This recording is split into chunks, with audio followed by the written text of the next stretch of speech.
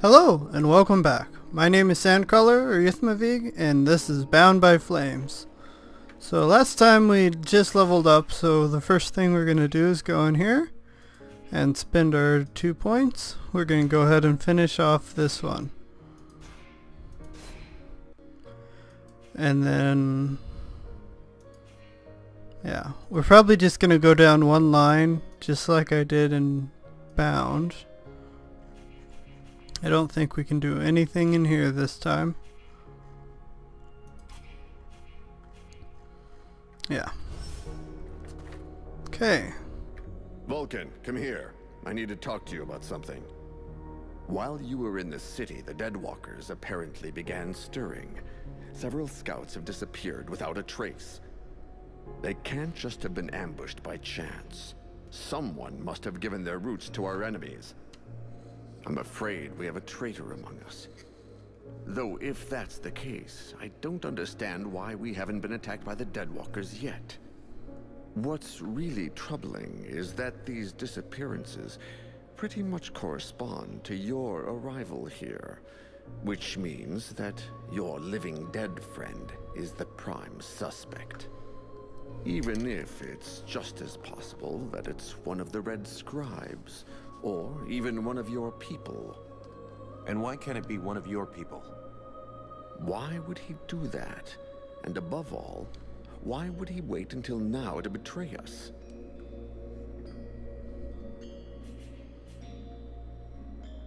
Because the prince is back? Maybe he reacted to the prince's return. He may have expected you to lay down your weapons, and when he saw you were gaining hope again, he decided to speed things up. Maybe. Regardless, we have to find the spy and silence him. You have demonstrated your effectiveness and discretion. Can you take care of this? Of course. Of course. I'll look into it. Just in time, Vulcan. I'm afraid I need your help again. What happened to you now? To me, nothing. It's about my people. Have you ever heard of the Stone of Souls? No. Worth a lot? No. I mean, yes. It's priceless, but it's not for sale. I'm not sure I follow you. I'll explain. Every elf possesses a Stone of Souls, which contains the memories and emotions from all the greatest moments of his life. These stones are passed from generation to generation. It's a way of preserving the memories of our people and of honoring our ancestors. With all of those who died at Carothas, there are thousands of stones abandoned in the city. We cannot just leave them there. You are no doubt the one who will be traveling to our city the most. If you could bring back as many of them as possible, I'd be eternally grateful. Actually, all of my people would be in your debt. At least the ones who still live. Alright, I'll take care of it. I'll take care of it. But don't expect to see me dancing around with a wheelbarrow full of rocks. That would in fact be an amusing sight, but I do get your meaning. Whenever you can, check the bodies of elves you come across and collect the stones. Even if we manage to save only a very few, we will at least preserve some of the memories of my people. I'll see what I can do.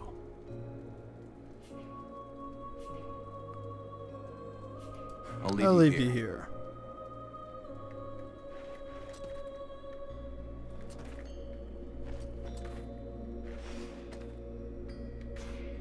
Damn, it's freezing here. Aren't you cold? I've spent many winters in libraries with no heating. After that, you hardly notice the cold. Which reminds me, do you know if the library in the city is still intact? I saw a building that looks like a library. But is it intact? Are you looking for any book in particular? Not a book, many books. The elves have the most advanced culture in the world. Their libraries contain works of inestimable value. We should find them. They could be useful to us. Let's find these books of yours. Sybil has joined the party. Find the library.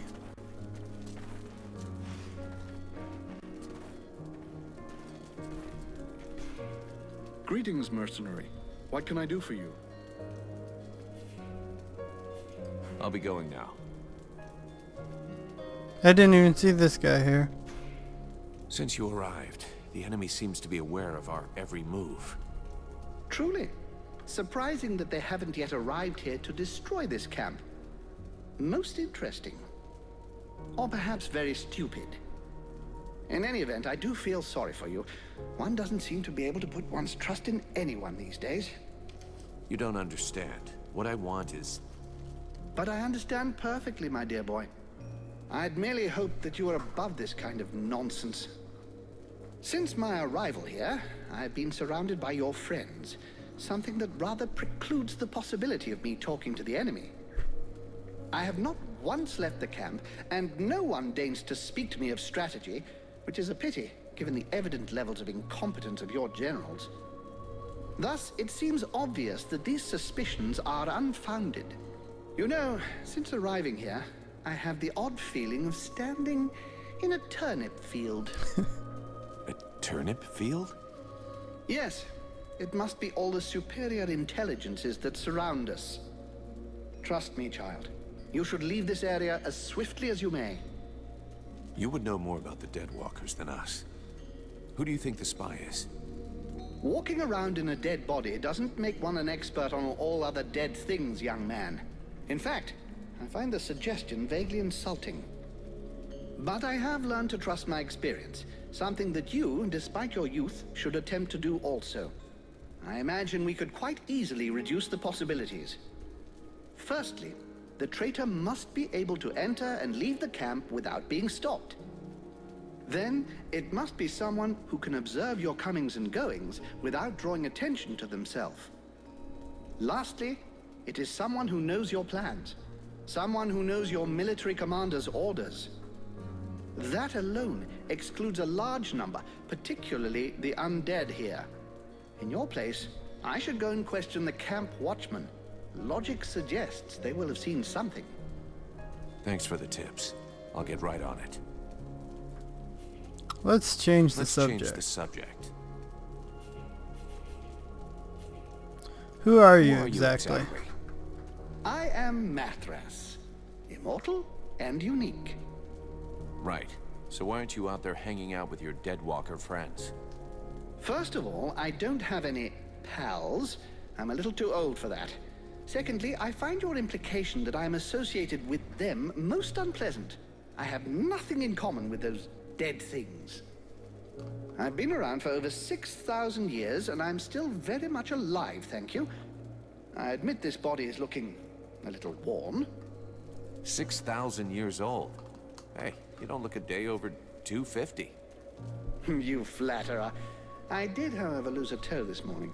Nonetheless, these Deadwalkers are simply corpses that are animated by magic. Whereas I am an immortal spirit who changes bodies when they wear out. There's absolutely no similarity.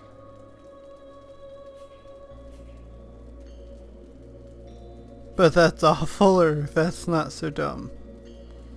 Which I don't really get what's not so dumb. That's not so dumb. It's what allows you to go on having an effect on the world, I guess. Exactly. I give these bodies extra life that they would not have had if they'd stayed dead. Though, of course, these days, it's unlikely they would stay dead for very long.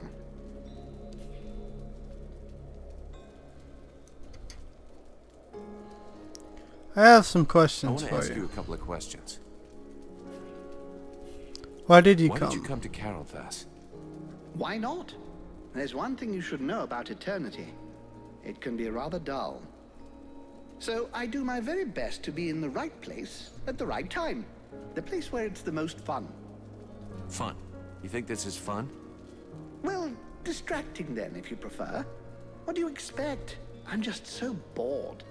The End of the World is a show I wouldn't want to miss. What do you know What do you about know the about Deadwalkers? Apart from the fact that they're an incongruous mass of corpses with appalling bad taste that are animated through the use of magic, nothing.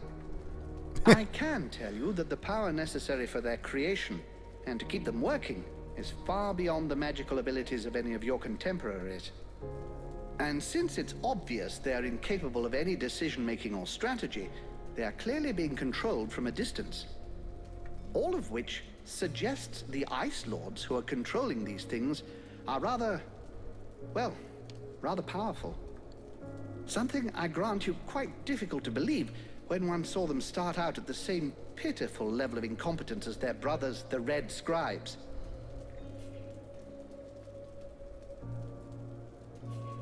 Have you ever seen a situation as desperate as this one? In 6,000 years, have you ever seen a situation as desperate as this one? Honestly? Well, no. You are, as you might put it, fucked. Or at least the mortals seem to be. But you carry something within you that may modify things somewhat. And it is this seemingly insignificant detail, this flap of a butterfly's wing, which may eventually change the apparently manifest destiny of the world as you know it. This demon, as you call it, has never before walked the earth. Neither he, neither it, nor any other of its kind. If they had, I would know of it, believe me. Consequently, and in spite of the evident futility of such a sentiment, there may be grounds for you to feel a slight glimmer of hope. That is, of course, if it is your desire to avert disaster. Well, that's comforting. What happened to the Elven King? What happened to the Elven King? I think he was simply lacking in strength of will and determination.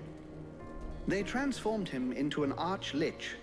It's a particularly delicate and extremely dangerous magical process that could only be performed by an Ice Lord. It can only be performed on an elf, and then only one who is desperate to live. How so? Elves have many flaws, but most of them do have a very profound sense of duty. If an elf believes he is going to be tortured to make him reveal the secrets of his people, for example, he can literally will himself to die. It would seem that this king was desperate to continue living at any price, rather than dying with honor. That is what allowed them to turn him into an arch-lich. Do you know who I am? Do you have any idea about what I am becoming? In all my long lives, I have never seen your like. Even the term demon seems to be designed to cause confusion. I have seen real demons when I lived as a war drum player amongst the dwarves. Dwarves are just legend. You're yanking my chain. It would be churlish to mock someone when it is so easy. Thus the dwarves did exist, and I was once one of them.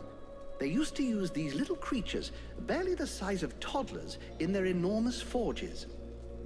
They were little red creatures with tiny horns and a wicked air about them. You see, they were able to survive in the flames. The dwarves called them demons. You look a little like one of them, only much bigger. And you have an even more pronounced affinity with fire. I'm reserving judgment about the wicked attitude. I believe this affinity with flames is no coincidence.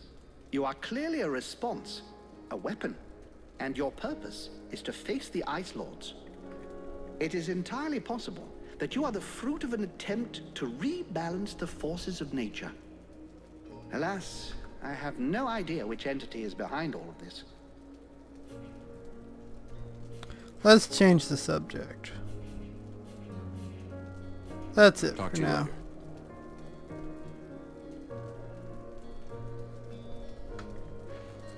Okay.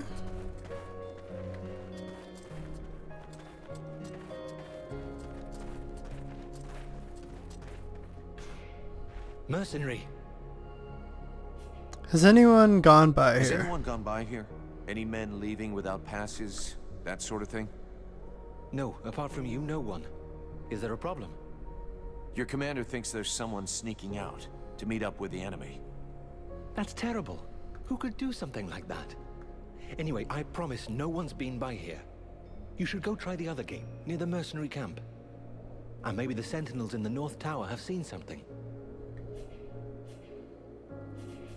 I'm leaving. I'm leaving.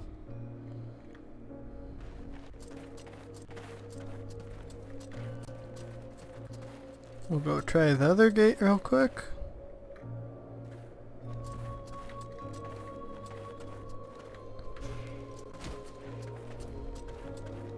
An undead? In our camp? Aren't you afraid it'll communicate with its masters? Sir?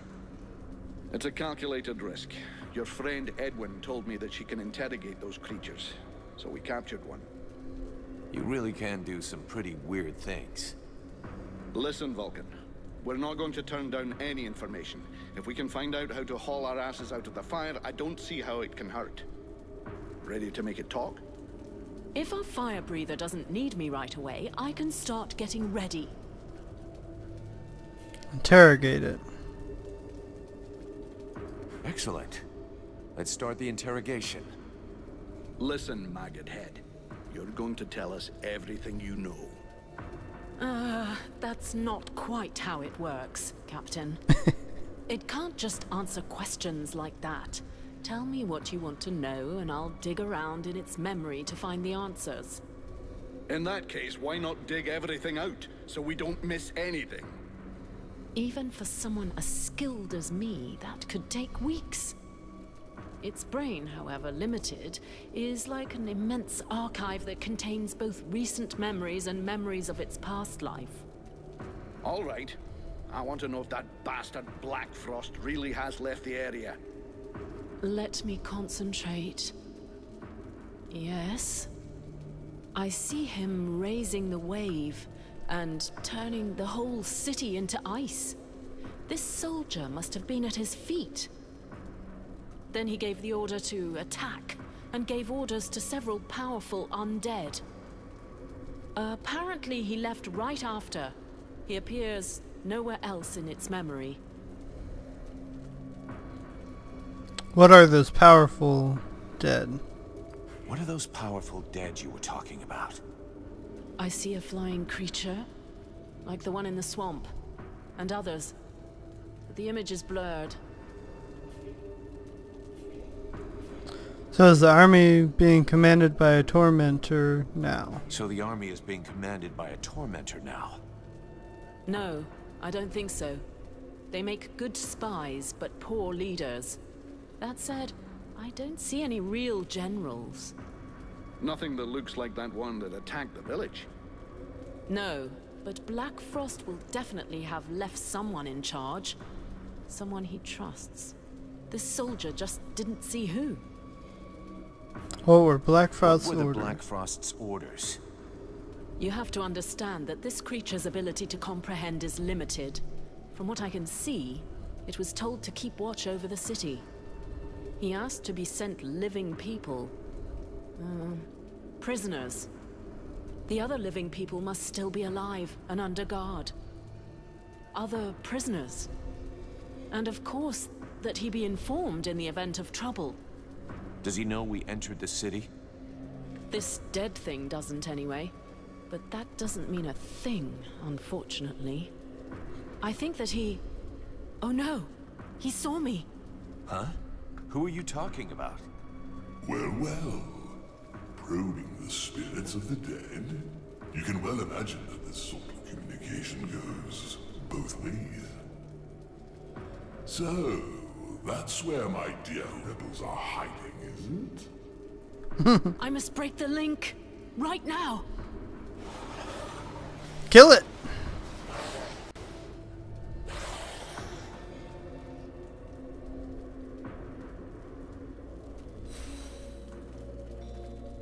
Participate in the interrogation.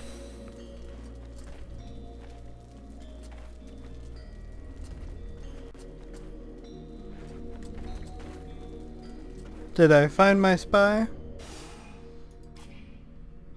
Side quests? No. Okay. But we are out of time. So thanks for watching, and I will see you guys next time. Bye.